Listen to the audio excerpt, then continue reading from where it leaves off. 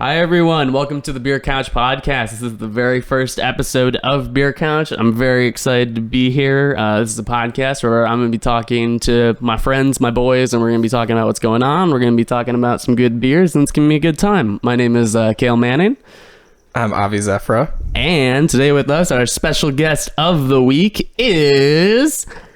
Nick Andros. All right. Well, how you doing, bud? How's it going? Good. Thanks for having me on this, man. I'm Seriously. super excited for the first episode. This is crazy. It's kind of weird. This has been like Avi and I's brainchild that we've been talking about. Every time we talk about it, we're always like, we're going to do it. And it took 2 years of us saying we're going to do it eventually to actually get to doing it. So it's like kind of fun to actually like be here and be like, hey, like it's a thing. We did it. Just it's every fun. party we've ever had, just you two in the corner. On Beer a couch is happening. on a couch, yeah, like really fucking trash. Me like, I'm gonna do beer couch at some point. It's gonna happen, right? Yeah. Some people at parties, they go around, they talk to everybody, and they keep on drinking. We sit on the couch and we drink beer And we talk about have beer. a good time. Yeah, it's called socializing, Avi. We don't, we have to socialize with the public, and by the public, we're bringing on one of our friends one at a time to have a conversation. I mean, people sit about down the on the beer couch, people get off the couch, and it's a rotating group of people on the couch. Yeah, that's true. But enough of that. We do have to talk about some very serious brewskis. Our house beer of the week. Avi, take it away. Okay, so I went to Ralph's and I was looking at their extremely small craft beer selection. Sometimes they have some bangers and sometimes it's don't. pretty slim pickings. This time we have California honey. It tastes like Honey. California. I So have not. it was I have, the slim pickings. I have yet to try this one. I don't think. Oh, it's a pretty none of us classic have blonde had. ale. Nothing to complain about, really. Okay. It's smooth, it's crisp, it's light, Okay. which I like in a blonde. And Hey, yo. Not that kind of podcast. and so it comes from Pizza Port, a small little brewery created by two siblings in the San Diego area. And they bought a struggling pizza shop. And in that struggling pizza shop, they started brewing beer. And they've now expanded to like over 5 locations. And they're putting the cans in stores now. Yeah. And we don't have any pizza here with us, but we're just going to have to Damn imagine. it. the That would have pizza. been so topical. Hey, what's That the would've been so good. like swearing You can swear. regulations? Absolutely. Okay, we don't care. Absolutely, Okay. we are. This is not a we're family-friendly a not podcast. censored pod. Yeah, 21 plus. I mean, we're podcast. drinking beer, so Okay. I just wanted to ask. First sip of the podcast of the Cheers, the beer of the everyone. podcast, of all that stuff. Cheers, beer. Cheers to the boys. All right, let's see.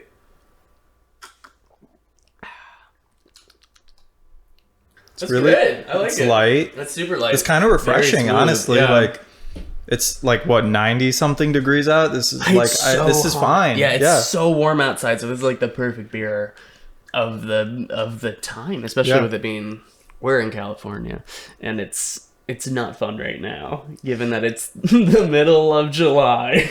Yeah, it's getting really hot. But whatchamacallit? So this is really good. I would drink this This over is delicious. water. Initial thought over water. Yeah, I would Over drink this water? over water.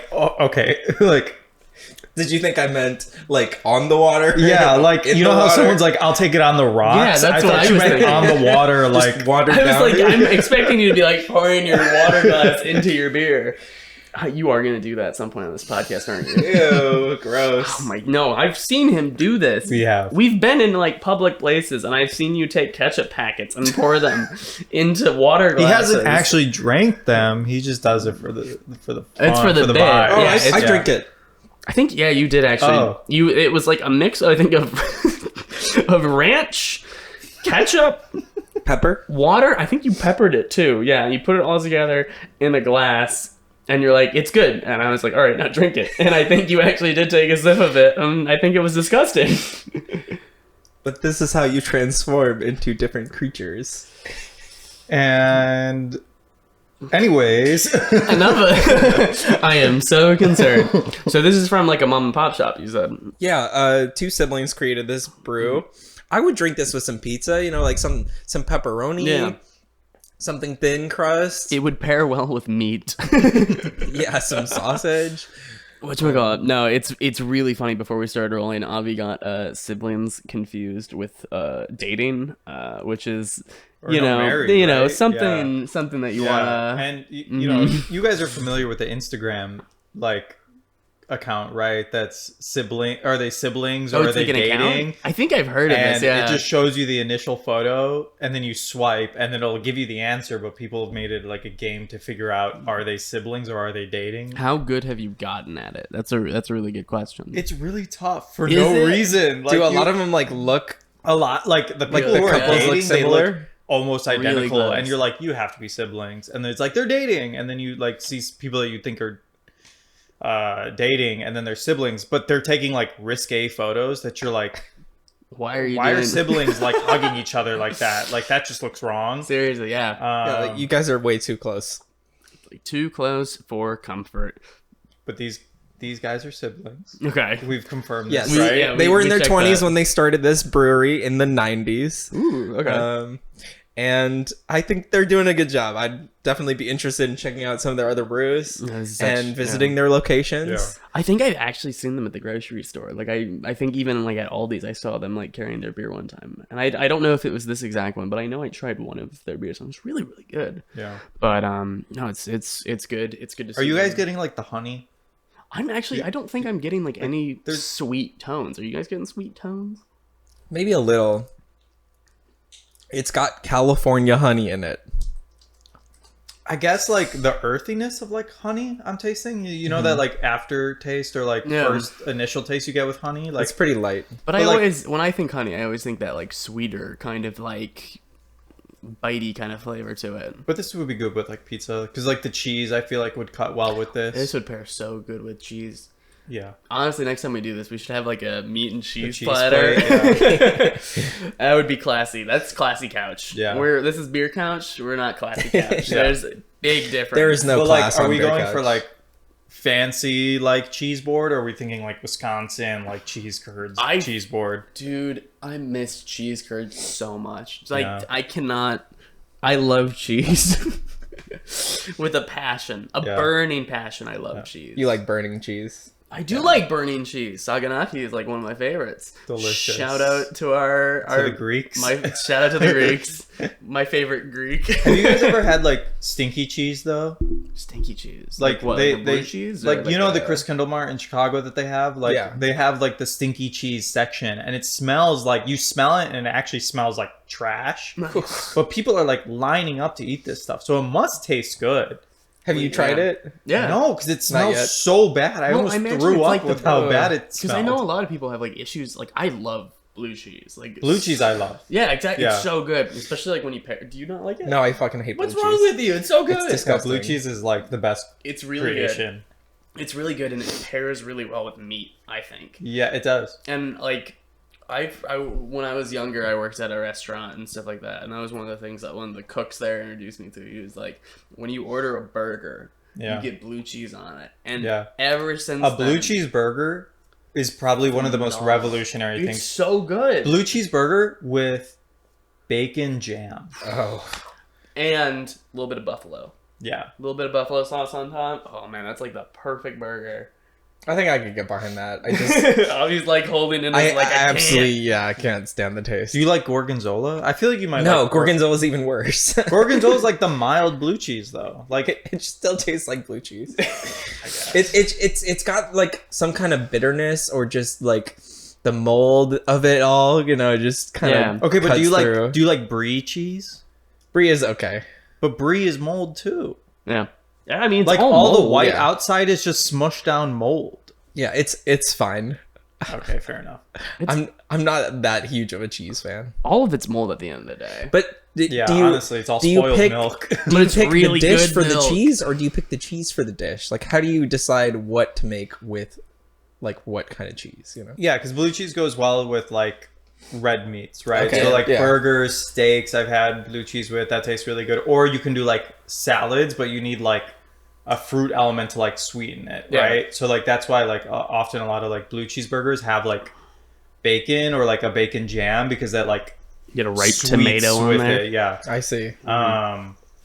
I think that's kind of how. And then like sharp cheddar, just goes really well with certain sandwiches, or like maybe you choose Swiss with like ham because they kind of complement each other well enough. Yeah. I don't know. Cheddar can kind of like meld with like anything almost. So I do. Yeah.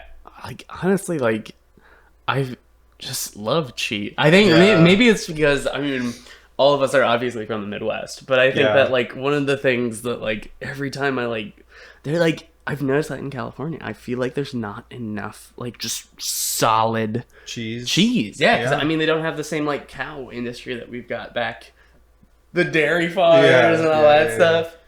I will say though, my favorite dairy farm is in Oregon, and it's Tillamook. Do you say Oregon or Oregon? Oregon, like I say Oregon. What's inside your body? For some reason, I've always said Oregon. Oregon. I don't. Maybe... Yeah, no, because that's correct. Oregon. Oregon. Or Oregon. Oregon. Yeah. I guess I say Oregon. Yes, that is how you're supposed to say it. Way to say it. And I say it like the human body part. from the Oregon. I love organs. Whoa. The instrument. Yeah. Welcome back to Cannibal Couch. But, have you harvested any organs? Not yet. No comment. Not recently. Mm-hmm. Yeah. Look, all I'm saying is that my burgers taste really, really good for a reason. Yeah. Silence of the Lambs. Thoughts? Good movie. Related a lot to it. I can't really specify why. Okay. For legal reasons, obviously. Legal, yeah. Nah. But it was good. Anthony Hopkins, right? God, he is like, I feel he's like the guy. He's so good. Like every time I see him in a like role, he always kills it. Yeah. But I feel like he's not talked about enough. Yeah. Hot take. Okay, so who are you guys' like top two or top for like top actor top in general? Old men in film. Kind of just like an older actor that's maybe not like someone that like people now would know as much. Ooh, shit. Anthony Hopkins is obviously up there. Mine is like Jack Nicholson. Like Jack Nicholson was like nuts. Like The One Who Flew Over the Cuckoo's Nest. Beautiful film. Yeah. Oh god, that's one I have to see. I haven't seen that one yet. Really? Yeah. I highly recommend it. But like, whatchamacallit? He was in what's that one with the motorcycles? That like super, super old one. He's great in that one. Now I'm blanking. Yeah, I know. Now I'm putting you on the spot. But yeah, no, I've seen him in a couple of like really good movies. I mean, obviously The Shining's like fantastic. Like, amazing. Oh, speaking of The Shining, what's her name just passed away? Shelley Duvall. I was just reading about like all her like biggest roles. God, The Shining like ruined her career, or not ruined her career. Kubrick but, like, fucking made ruined her want career. to like stop acting. I know. R.I.P. She like, there's so much in that movie that like, her performance in that is phenomenal. Yeah, and I mean like it's because she was actually terrified. Yeah, like, is it a performance or is she actually like traumatically is that it's breaking not down like we're seeing? Are we good with that? It's like one of those things that like, maybe it's like good that we've kind of become like a little bit more like sensitive on sets and stuff like that, because I feel like so many especially like the older films and stuff like that, they're like, all right, we want you to be scared, and then I'm just gonna like yell at you until you're literally fearing what could happen to you in this isolated hotel room.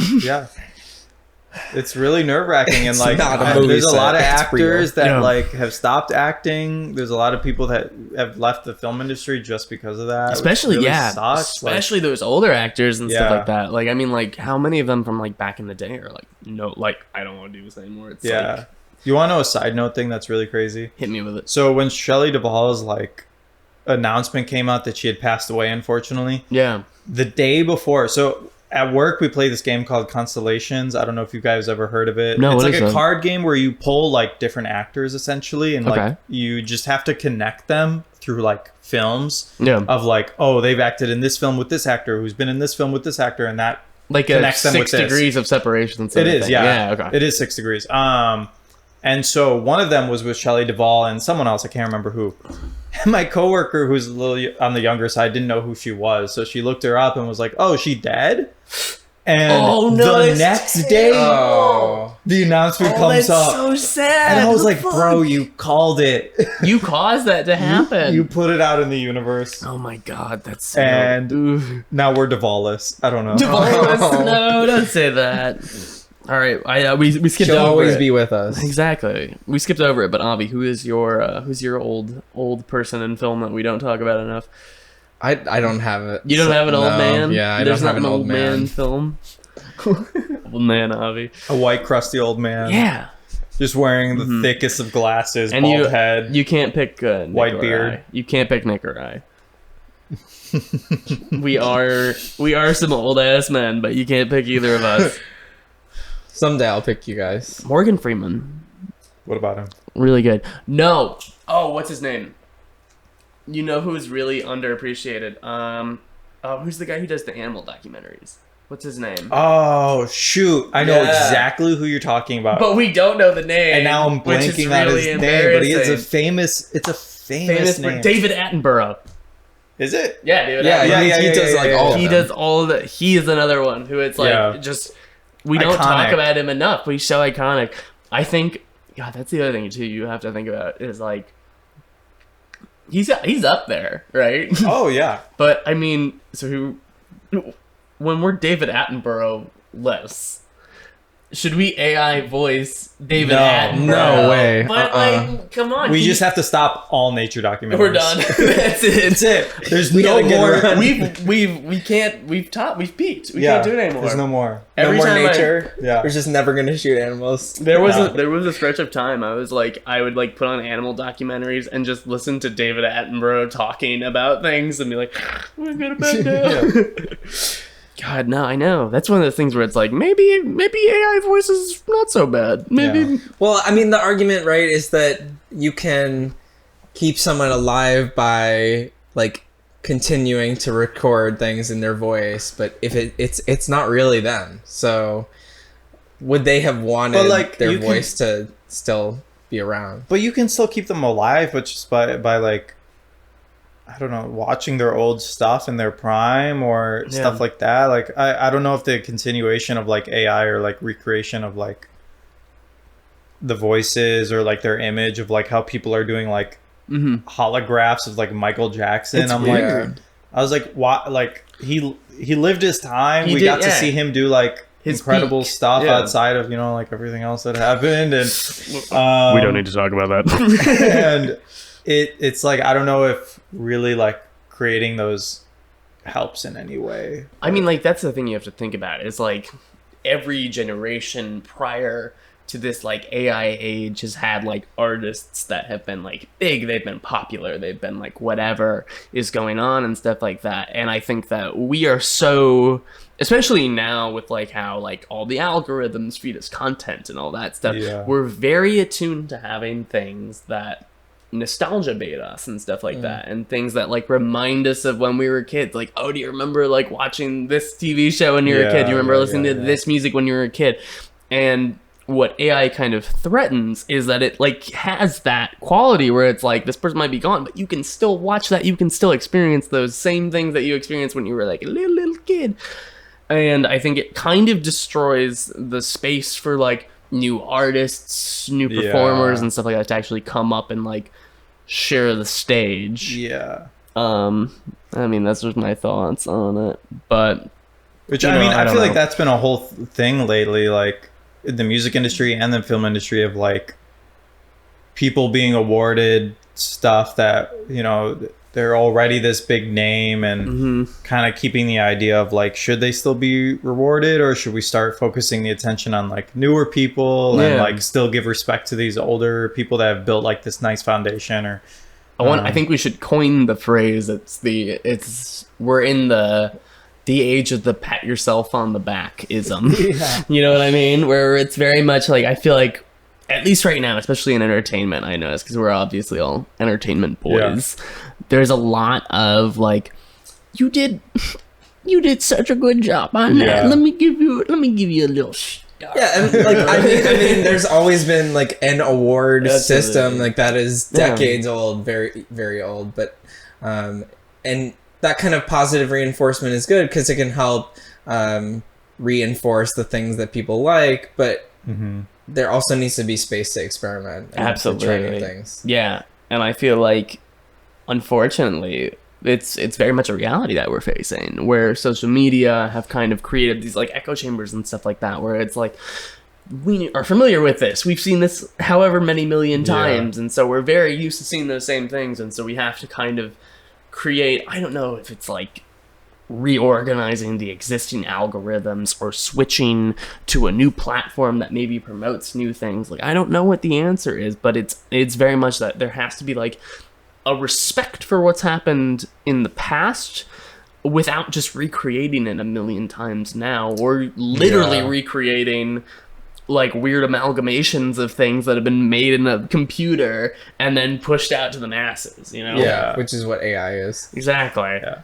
There's not a single original thing that AI has created. I think AI has its place. Like, I will never say that we don't need it. Like, I think it's such a useful tool, and I've used it in my personal life. I've used it for coming up with stuff, even for this podcast and stuff like that. But there's also very much the element of like, it's got to have its place, and then there also has to be a place for other stuff, and it's just figuring out how to have that like weird balance and stuff like that. I feel like we're gonna be figuring out in the next year or two, because like obviously AI is making great adjustments in some ways, and then others taking away from some parts. But I think there's enough people in the film industry, the music industry, that are all giving equal pushback, because obviously this will like result in like jobs being lost. And, totally, yeah.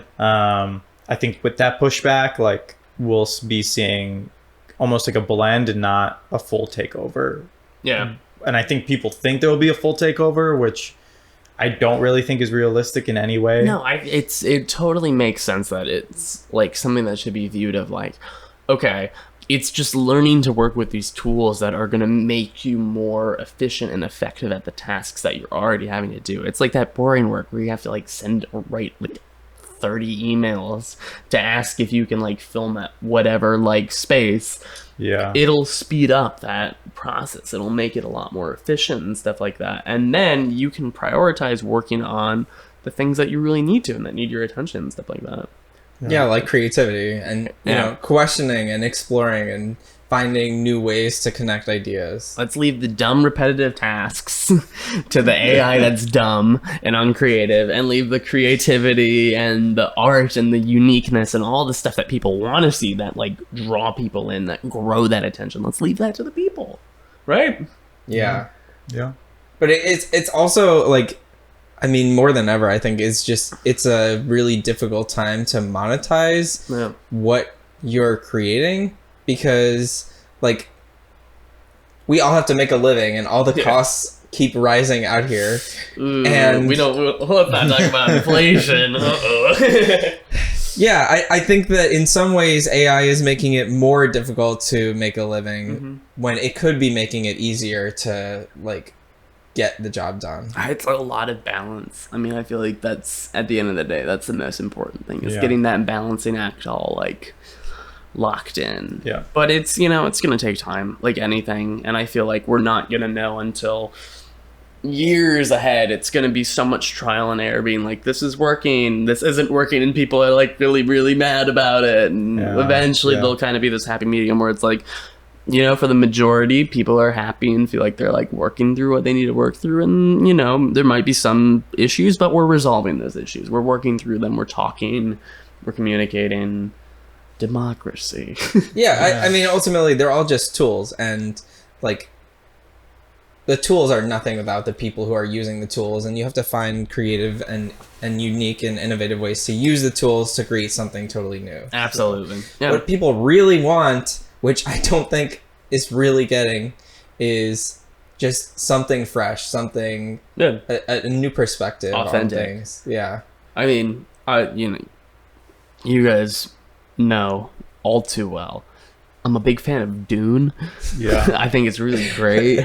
But I'd like to, one of the things I think is a really good example of how much people are like craving like genuinely like new, well thought out and like authentic pieces of art and stuff like that. I mean, you think about how impactful I think Dune 2 and how successful that was. Mm-hmm. It's definitely an example of like, whoa, like people were drawn to like a story that was like really told in a really unique and like authentic perspective from a director that really cared about the source material and like took his time, as opposed to like rushing to push out something that was made in a laboratory or like in like a boardroom. Whereas like, and I think those are the things that are like, those draw people in, those draw audiences, and those draw crowds. And I'm excited to see those things take the stage, because I mean, I think that's the other thing too, is like, you think about the necessity of capitalism. It's like, how many of those like recent, like, not to shit on Marvel, because I know a lot of people are like big fans of it, even if it's not my cup of tea, but like,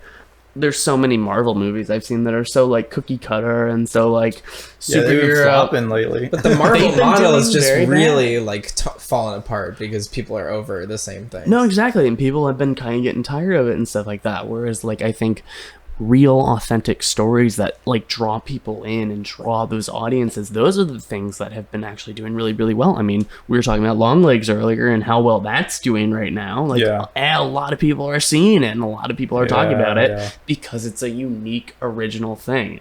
I haven't seen it yet personally, and I'm very excited to. Avi, have you seen it? I haven't yet. What did you think? Do you want to go? Okay, so my experience of watching it was very different than most, and I'll say this because, one, I showed up 15 minutes late. You sack of shit. Because I was working, and I was meeting Lava, and I walked into the wrong theater, I accidentally walked into the bike riders. Oh my god. So meeting your girlfriend, you walked into the wrong theater. I walked into the wrong theater, went up where my seat was, was like, oh, this row is filled. And this is a small, like, it's AMC, but it's one of those smaller theaters. So, like, you know when someone's walking in. Like, it's a clear presence is entered. So, I, like, quickly stomped up these stairs, noticed that there wasn't a seat. So, I was like, oh, I have to go on the other side. So, then quickly walked over to the other side. No. And then this row is still full, and I was like, what is happening right now? So walked down, and there was like a little like side pocket you could walk into. So I walked into that, I looked on my phone, and I was like, oh, I'm in the wrong theater. Walked out, and I was like, I just probably ruined like that whole scene, what was ever happening for all these people. It was some big romantic moment. You're like, can I get by? And everyone's just staring at me, and I'm like, I was just so done with it. So walked in, I finally got to the part where like all the important stuff was happening, and she gave me the breakdown that like what I had missed was like just all the like build up stuff, so nothing like too important. Oddly comedic. Really? Okay. For the first like quarter of it, and I'm like, why is this so awkwardly funny? When this is a horror film. And then it gets pretty scary. Ooh. And then it gets not so scary anymore because Nick Cage plays the like main I person. Didn't even realize he was in it. And when I was watching it, I was like, wow, this guy's like really good. I wonder who's playing him, because I couldn't he had so many prosthetics on that I couldn't recognize him. And then he was just doing such a good performance, and like he was doing his Nick Cage-isms like here and there, but like I still wasn't picking up on it.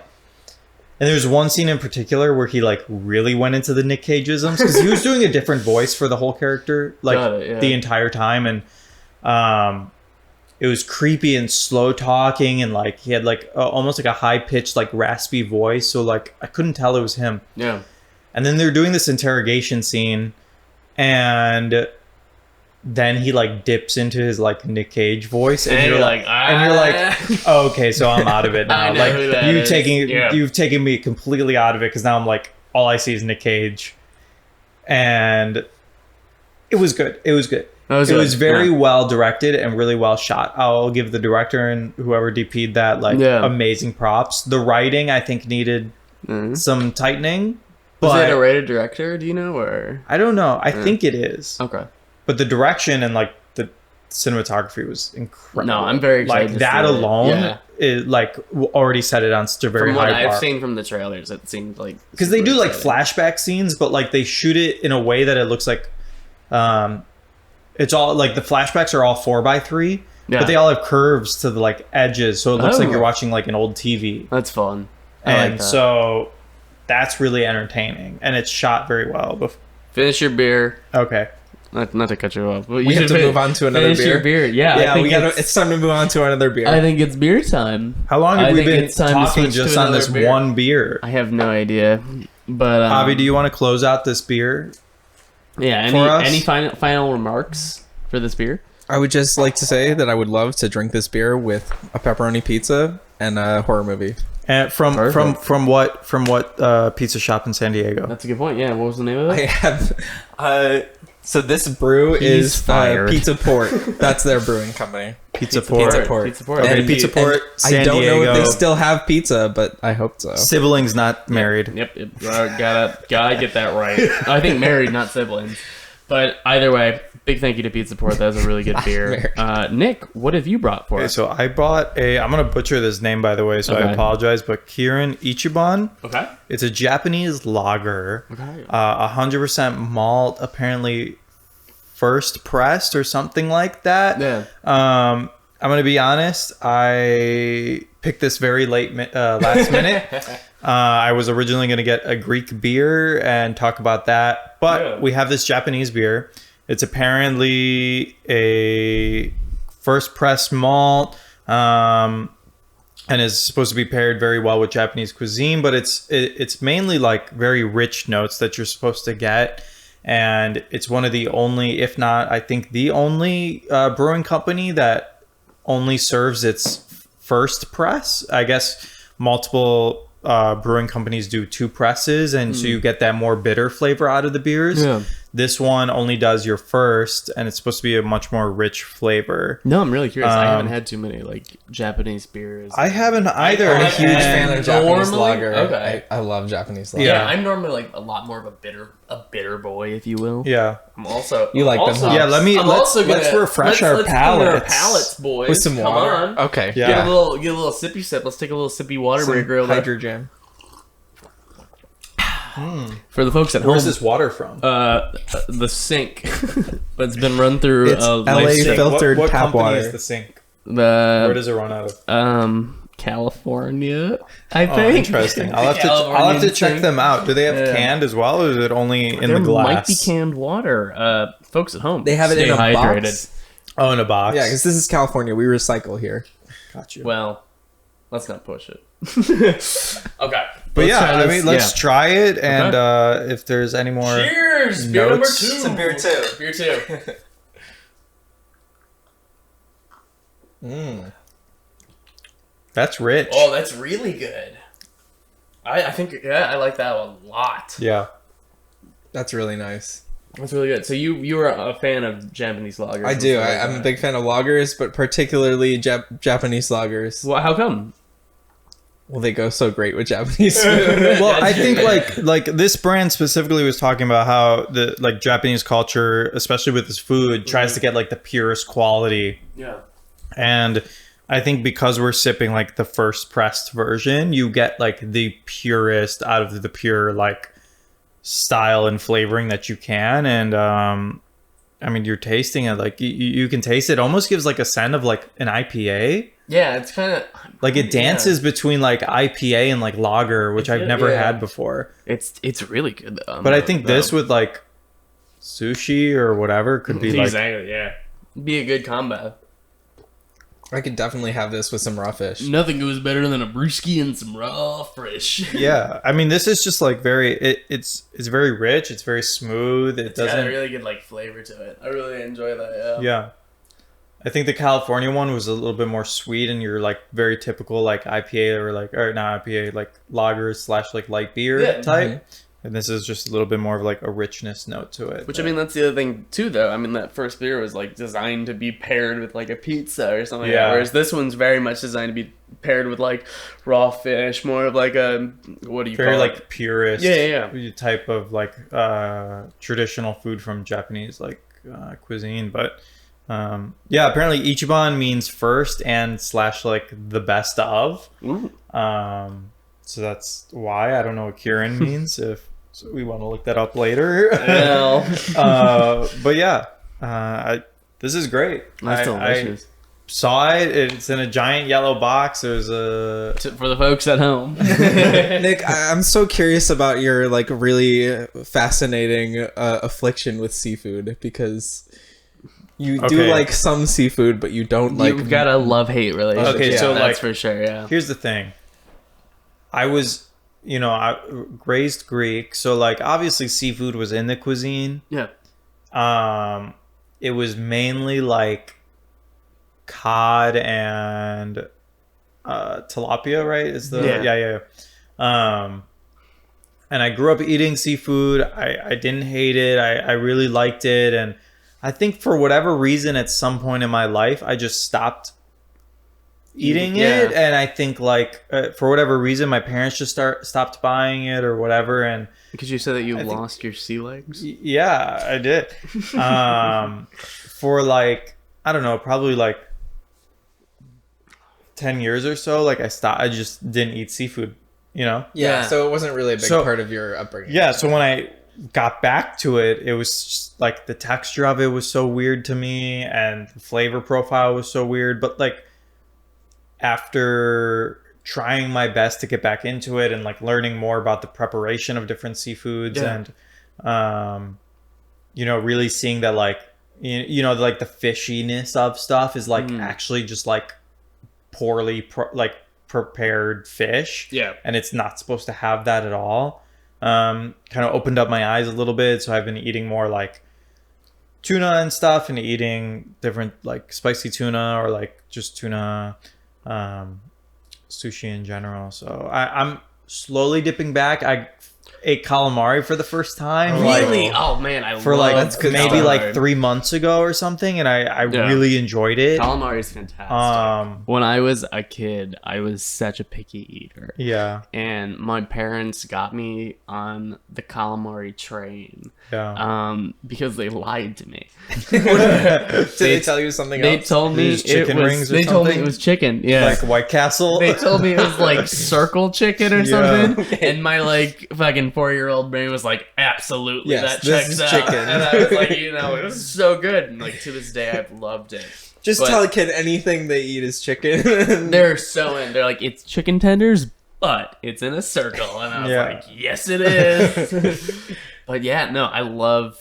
Like, I think that's the thing. Is like, I love certain types of seafood. Like, I love fish. I love like calamari and stuff like that. But like, I had oysters ruined for me. Why? Which was it hurt. Because I realized how they were ruined for me, but now I'm so hesitant to go back to like trying them, because what happened? First one that I tried gave me food poisoning. Okay. Woo! Fair enough. I was at this restaurant. I won't say the name, but I was eating, like, they had like a little like dish and they brought it out and they're like, there's oysters in here, and I was like, all right, I've never had one, but first time for everything, right? And so I was eating it, and I'm like, it's got like a weird kind of interesting aftertaste, but sure, I'm sure that's fine, no problem there. And I'm eating it, and then later that evening, it was not a good time. Yeah. It was very bad, and it wasn't until like months later, I was at another restaurant and I'd gotten like a shrimp, like po' boy. And I was eating it, and all of a sudden I was tasting that same like strange kind of like fishy aftertasty flavor, and I was like, fuck, that's what it was. It was bad seafood. Like, so you stopped eating the sandwich? I stopped eating the sandwich because I realized it, and I was like, I had no problems because I stopped pretty early on. But I like realized in that moment, I was like, it wasn't the oysters that fucked me up. It was just that they were bad oysters. Yeah. Seafood's hard though. It's very serious, like, preparation, and it has to be handled very properly. And I found, like, I've been watching like TikTok videos essentially of how like you can take like salmon or tuna and make it sushi grade, so it doesn't have all of that like impureness in it. That's nice. And it's a very like meticulous process though, and it takes a while. It's very interesting to watch, and I respect the like chefs that can work with it and make it what it is. I'm slowly working back into getting into seafood. You're getting there. Especially seeing as I'm dating someone who loves seafood. Yeah, that's dangerous. So that will have an influence for sure. I tried mussels for the first time. I had what's the like pasta dish that they put mussels in? There's like a special name like for linguine? it. Ooh, I don't know this. There's a special name though. There's a special name though. I can't remember what it is. Tried mussels for the first time. I really liked it actually too. Yeah. It had like a nice, like refreshing, like salty taste to it to add to the pasta. So a little bit of lemon. Ooh. Yeah, but it was good. It was good. Like a oil or butter. This or would go sauce? Really well with that. Yeah, honestly. I love that we're doing a beer podcast and we've spent so much time talking about cheese and seafood. No, because what's more important than the beer itself is what you pair it with. That's not true. Good beer is a good beer. I will die on that hill. But like the importance of this is to be paired with like food. Yeah, this is clearly meant to be drank and enjoyed with Japanese food. This is meant to be drank after you've had a really, really hard day at work. And you just need like 3 of them to get through the rest of the evening. Last night and the night before that and the night before that and the night before that. Oh I mean, God. Places like Japan, Japan is an island, so like seafood and oceanic food is such a huge part of their culture and their identity because they didn't really grow pasture animals in the same kind of way. Sure. Yeah. So. And the whole argument that I have with a lot of people too of like, well, people will argue like, oh, well, you're Greek, isn't seafood like your thing, part of your whole cuisine? And I'm like, well, you got to think about it because, yeah, you go to like Mykonos, Santorini, Andros Island, like whatever, all the islands, right? Like, of course, oceanic foods are going to be a main part of their stuff, especially like white wines and stuff, because that all pairs well together, right? Yeah. But like my family's very like inland, like farmland Greece, where like you have the lambs, chicken, and beef, Greeks, not like the seafood Greeks. Yeah. So seafood is just like it's an option, but it's not the first option. So it just kind of depends on like the region of where you are. Yeah, because my dad doesn't eat seafood, and he's like Greek, you know, and and he'll eat seafood, but he never like goes for it first. So it's it's just kind of like I guess the regions or the cultures and what kind of works best for those villages, you know. Yeah, God, man, crazy. Yeah, it's crazy what we as humans have done for food because it's the only way we live. So yeah. Yeah, can you imagine if we were like caveman times where it's like you just eat the meat after it's been grilled and you pair it with like berries? Yeah. Thank God we no seasoning or anything. You just eat. Oh my God. Eat it just like right off the bone. What do you need seasoning like, for? Like early Europeans were like obsessed with like we have to get spice from like everywhere. Yeah. And then didn't use it. We've been living without it for years, so we need it from everywhere. And then didn't use it. They're like, you know, these spices are nice, but we'll just take the salt and pepper. The British are like pork, beans, beans on toast. What do we think about this as a breakfast? Depends how drunk I am. Fair enough. If I'm super hungover, I could get behind beans on toast. So are they just drinking all the time? Like, I know the British are very famous for drinking. So, like, is that why beans and toast are so big? Because it's just their hangover breakfast? It's good protein. Yeah. You get your protein, you got your carbs. I mean, it's a little bit savory. Yeah. They're salty, so... Yeah. It's, like, simple foods, so they go down easy, especially if you've had, like, a rough night. You just kind of, like, need those, like, simple palate foods to get you through it. Yeah. Little bit of malt vinegar. Exactly. Yeah. You're like downing it by the bottle. Shots of malt vinegar. Oh. Well, it's really interesting too, because like if you like this podcast, make sure to leave a like, and we'll do a malt vinegar shot. Yeah. You know, I was thinking of doing like the Chicago style. Like I bring liquor, like a Malort. Not Malort. I'm not doing. Come on. I'm not fucking doing Malort on this. But like just a shot of like whiskey with like old style or some shit. Ooh, that'd be fun. Yeah. Honestly, next time you're on, we'll do a Chicago themed evening. It'll be a fun time. Yeah. Well, wear our Cubs jerseys. Oh, yes, we will. Well, not you little fucking... Where do you get these ideas? Mean? Aren't you a Dodgers fan? No. What are you? I do like the Dodgers. I also like the Cubs. But if you had to pick one... The Sox are really just... If you had to pick one, though.